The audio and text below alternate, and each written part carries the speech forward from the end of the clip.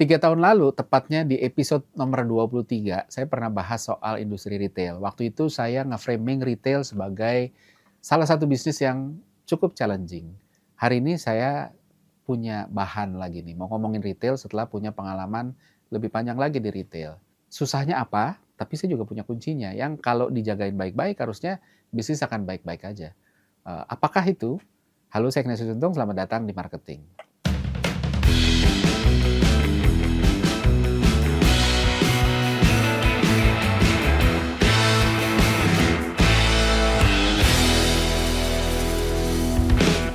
Bisnis retail nih memang nggak mudah ya. 3 tahun lalu saya bahas soal kendala terbesarnya retail, terutama retail-retail yang menjual produk milik orang lain ya.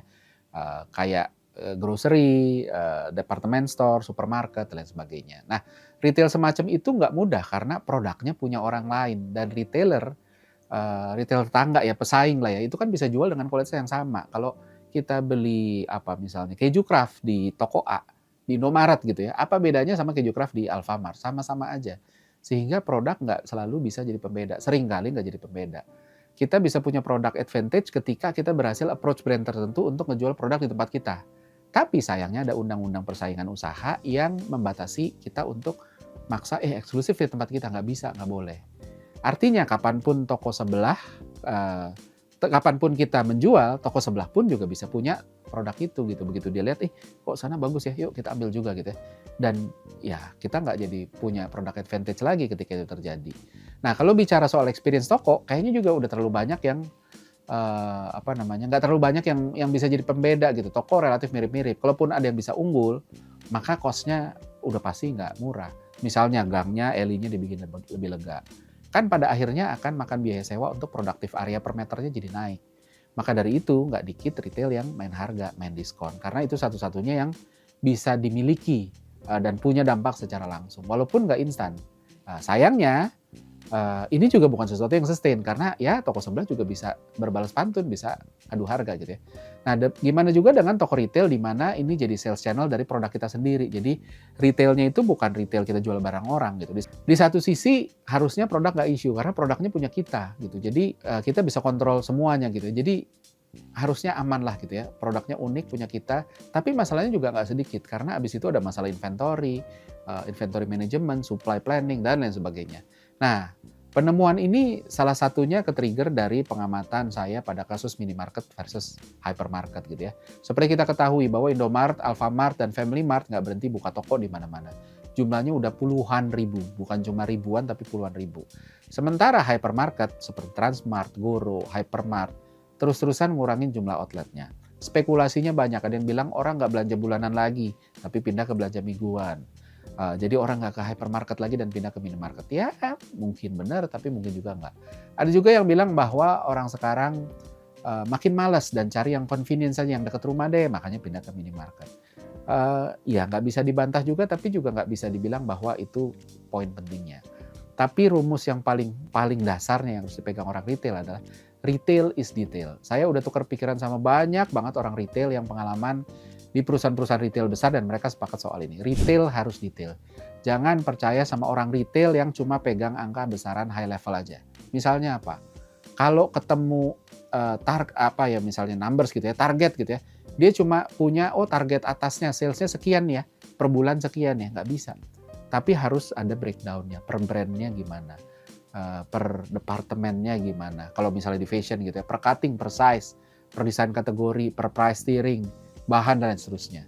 Kalau itu di grocery, itu juga harus ada per departemen. Departemennya apa? Apakah misalnya staple atau dry atau apa dan sebagainya. Terus habis itu nanti ada per price tiering, ada dan lain sebagainya ya. Itu semua harus ada dan semua itu harus nyambung dari bawah ke atas ke bawah. Kalau nggak ada itu, udah jamin lah tinggal nunggu waktu aja, retail ini akan selesai lah. Karena retail is detail. Dari sana kita bisa membesar karena banyak hal detail ini yang akhirnya jadi masalah yang akan ke bawah terus akhirnya jadi permasalahan gitu ya. Kalau kita ngomongin soal SKU gitu ya, balik lagi belajar dari hypermarket dan minimarket gitu ya. Orang kan punya kecenderungan, setiap SKU ini sebenarnya pedang bermata dua. Di satu sisi dia bawa peluang, Karena dia bisa jadi revenue, ada SKU tambahan, ada tambahan produk yang bisa dibeli, bikin orang lebih banyak yang datang tertarik gitu ya. Beli lebih banyak, revenue lebih banyak, dan makin banyak dia rutin belanja di sini. Maka semakin loyal dia sama brand kita. Tapi SKU juga bawa resiko gitu ya. Resikonya apa? Karena setiap SKU itu ada biaya di belakangnya.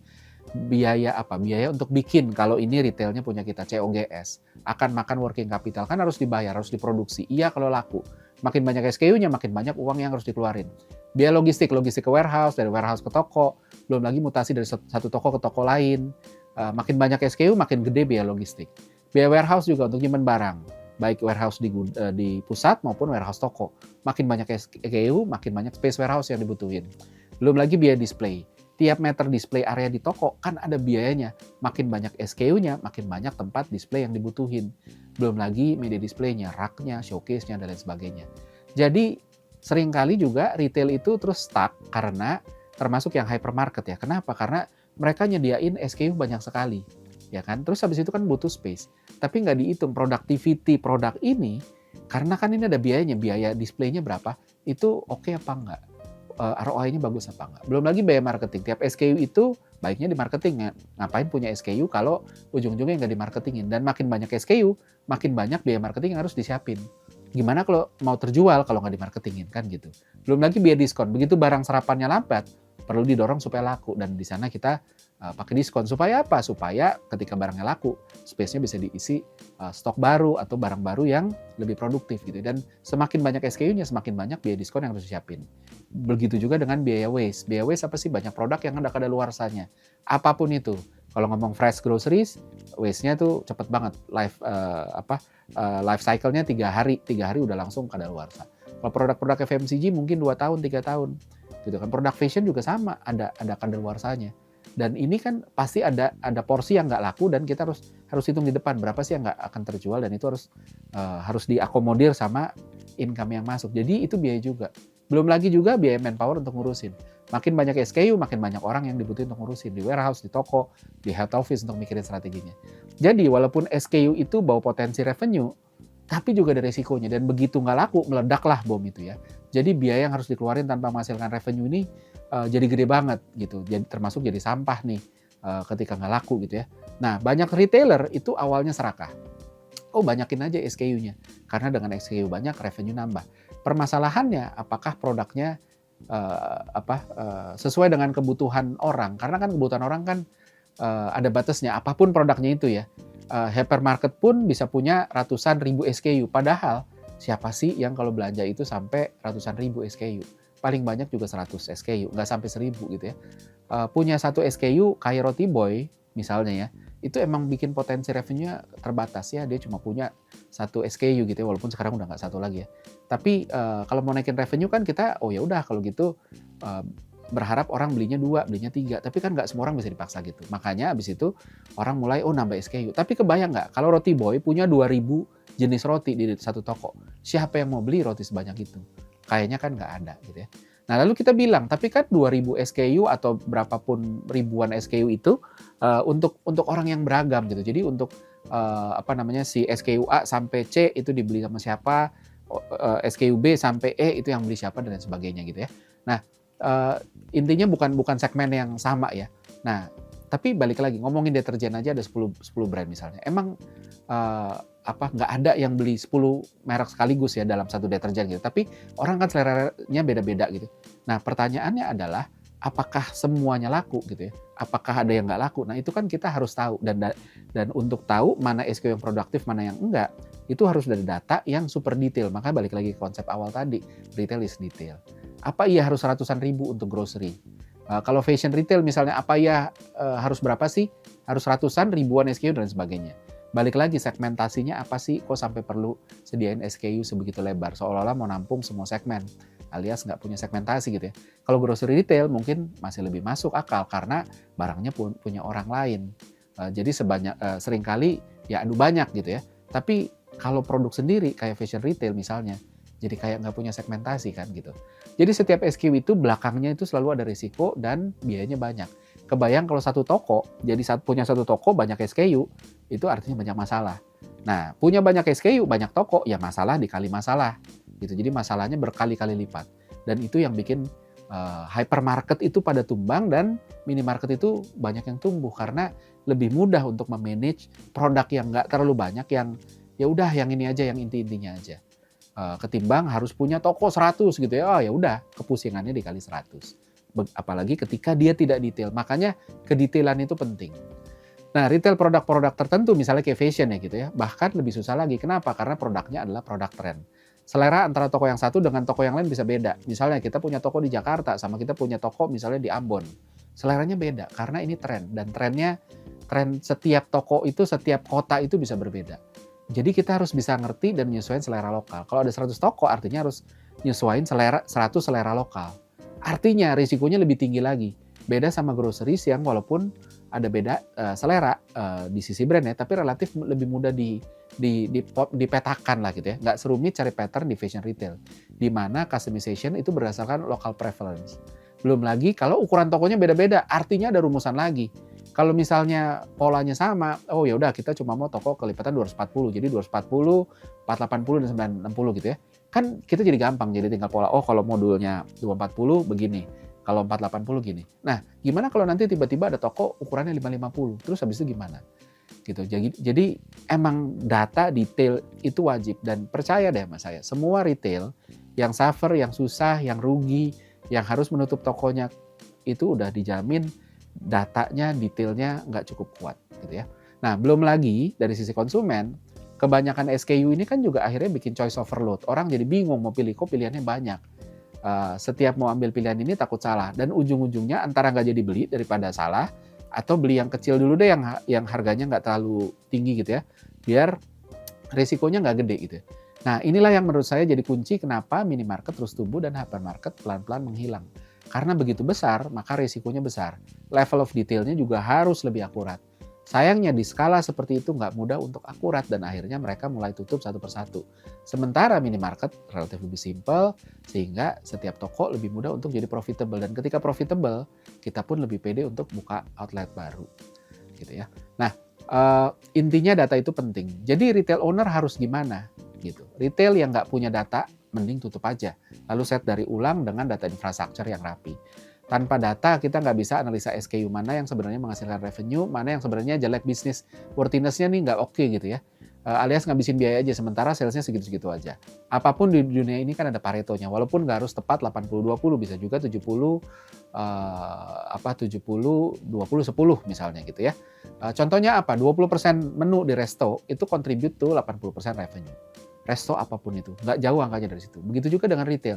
Disitulah minimarket ngambil strategi, dia ngambil 20% apa sih yang paling sering dibeli, yang ini akan contribute ke 80% revenue gitu. Orang juga sama, ada apakah semua orang sama? Enggak gitu kan. Jadi kalau kita lihat orang sekeliling kita gitu ya, orang-orang pintar itu cuma 10%, 70% biasa-biasa aja, 20% nggak pinter. Jadi dalam hidup itu semua sebenarnya paretonya udah ada gitu. Jadi jangan adu banyak, tapi cari pareto, sisanya lepas aja. Balik lagi, kalau semua mau diambil, artinya nggak ngerti segmentation, nggak ngerti konsumen, makanya nervous untuk ngurangin SKU. Aduh, mau ngurangin gimana ya? Nah, data bantu kita ngerti konsumen. Misal kita harus tahu mana new customer, apakah returning customer, dan ini nggak bisa tebak-tebakan, nggak bisa bilang, wah ini nggak ada customer baru, padahal nggak pernah ada data new atau returning. Justru nunjukin ketidakmengertian sama data gitu ya. Kita juga harus tahu polanya gitu ya. Konsumen tuh gimana, dan ini bisa dibantu dengan data. Siapa yang beli, belinya apa, kapan, dengan range harga berapa, dan sebagainya. Dan ketika dapat polanya, kita bisa bikin segmen, terus habis itu kita bisa dorong campaign tertentu. Misalnya ada segmen orang yang selalu beli t-shirt setiap payday, atau ada orang-orang yang selalu beli 3 item gitu ya, 3 susu, keju, sama minyak misalnya. Dia belinya itu terus, dan lain sebagainya. Gunanya apa? Kita bisa running CRM, CLM untuk bikin orang loyal, untuk bisa bikin orang belanja lebih, bikin lebih banyak produk dan sebagainya gitu ya. Dan ini semua butuh data. Jadi nggak bisa cuma di kepala, nggak bisa cuma di Excel. Ini butuh tools yang juga cukup proper untuk bisa mengolah data ini. Kalau mau jalanin CRM datanya nggak ada, ya mana bisa gitu kan. Nah, consumer data ini juga bisa dipakai untuk kasih personalized incentive. Jangan mikir, wah diskon itu jelek untuk brand, lalu harganya direvisi, dipotong aja udah langsung jadi net aja gitu ya. Misalnya tadinya harganya 150, terus habis udahlah 150 diskon 30% kan 100.000 gitu ya. Udah deh nggak usah pakai diskon, harganya kita rubah aja jadi 100.000 gitu ya. Seolah-olah harganya net gitu ya. Logiknya sih dapat ya, wah ini brand yang terpercaya gitu, kasih net aja gitu. Sayangnya kita jadi nggak personalize, ada orang-orang yang sebenarnya dia nggak dikasih diskon pun tetap belanja. Nah, ketika kita rubah harganya, maka semua orang akan kena diskon, bahkan walaupun dia juga akan beli, bahkan tanpa diskon. Dan akhirnya average order value-nya turun, revenue-nya pun juga akan sulit untuk naik, karena value-nya kecil-kecil gitu ya. Nah, jadi itu dia kekuatannya data, detail di retail itu udah pasti. Kalau retail berantakan, kalau retail turun performance-nya udah pasti data. Produk itu kesekian, marketing itu kesekian, kenapa? Karena kalau datanya ada, kita bisa identify, oh ini sebenarnya produk ini yang nggak jalan, oh marketing ini yang nggak jalan gitu. Tapi kalau kita nggak tahu, kita main tebak-tebakan tanpa data, cuma asal ngomong, oh marketingnya kali, oh salesnya kali, produknya. Nah jangan-jangan datanya nggak ada. So mudah-mudahan cukup jelas dan meyakinkan bahwa retail is detail, kebutuhan data itu wajib, jip gitu ya. Nggak bisa ditawar, apalagi ketika SKU-nya banyak, apalagi ketika jumlah outletnya banyak, apalagi ketika volume transaksinya udah nggak kecil lagi. Tanpa itu, nggak bisa manage inventory merchandise dengan efisien, nggak bisa running personalized treatment, dan dampaknya besar sekali. Kalau ada yang bilang ini dampaknya kecil, ini paling 10%, mungkin perlu sekolah lagi yang benar. Jangan asal belajar dari sumber yang nggak jelas ya. Jadi hati-hati, bagian ini tuh memang penting sekali. Sebelum kita akhiri, seperti biasa ada kuis pertanyaan sebagai berikut.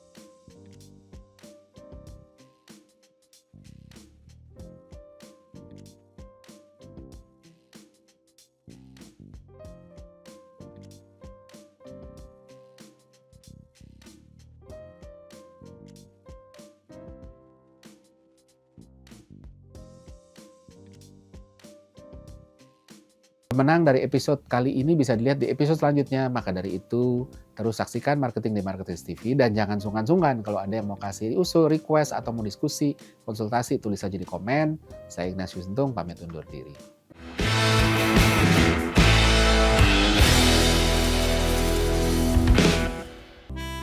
Gimana, bahasannya menarik bukan? Anyway, kalau ada yang punya ide atau request tentang apapun topik yang pingin dibahas dari perspektif behavioral science for marketing, komen di kolom komentar, nanti kita akan bahas. Dan jangan lupa subscribe Marketers TV dan nyalain loncengnya supaya nggak ketinggalan insight menarik seputar marketing dan bisnis.